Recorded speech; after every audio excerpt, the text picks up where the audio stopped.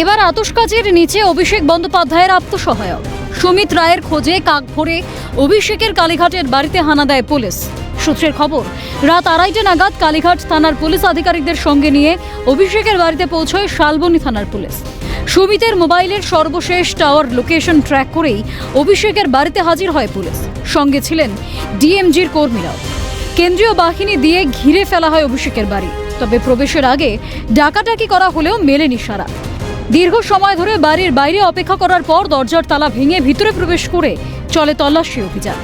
শনিবার একেবারে সকাল সকাল অভিষেকের বাড়িতে এসে উপস্থিত হন মমতা বন্দ্যোপাধ্যায়। সকাল 8টা নাগাদ অভিষেকের বাড়ি থেকে বেরিয়ে যায় পুলিশ। এর কিছু সময় পরে বেরিয়ে যান মমতাও। বাড়ির বাইরে বেরিয়ে সাংবাদিকদের মুখোমুখি হন অভিষেক। তিনি বলেন, আমার পুরো বাড়ি সার্চ করা হয়েছে। লুকিয়ে রেখেছি কি না আমার পুরো বাড়ি সার্চ হয়েছে, উত্তর তদন্তকারী সংস্থার প্রতিনিধিদের জিজ্ঞেস করুন। জানা যাচ্ছে, তোলাবাজির অভিযোগে গত 6 জুন গ্রেফতার হন মেদিনীপুরের প্রাক্তন বিধায়ক সুজয় হাজরা। তাকে জেরায় উঠে আসে সুমিত রায়ের নাম। জমি জালিয়াতি ও আর্থিক প্রতারণার অভিযোগ রয়েছে সুমিত রায়ের বিরুদ্ধে। শুধু তাই না, সুমিতের সঙ্গে সুজয়ের কোটি কোটি টাকার লেনদেন চলেছে। সুজয় হাজরার অ্যাকাউন্ট থেকে মোটা অঙ্কের টাকা সুমিত রায়ের অ্যাকাউন্টে স্থানান্তরিত হয়েছিল বলে দাবি তদন্তকারী আধিকারিকদের। বিষয়টি জানাজানি হতেই সমালোচনার ঝড়।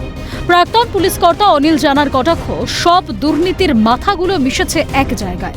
যত দুর্নীতি হবে সব দেখবে এসে একদম ওই দুই জায়গায় একটা মিশেছে। সমুদ্রে গেছে তোমার আদিগঙ্গা হয়ে সমুদ্রে, এখন তো কেউ বলছে না যে তোমার টেমসের পাশে সব দুর্নীতির মাথাগুলো ওইখানে সব ওখানে গিয়ে পড়েছে।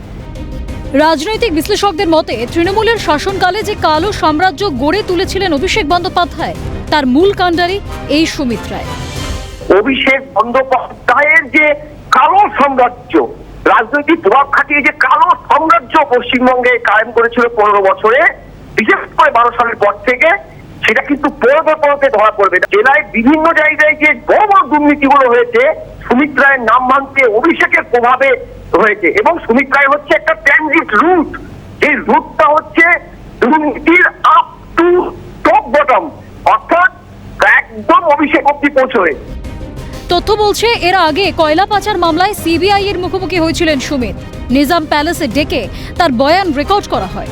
এবার আর্থিক তছরূপের অভিযোগে অভিযুক্ত সুমিত রায়। ওই যে কথায় বলে না, কান টানলেই মাথা আসে।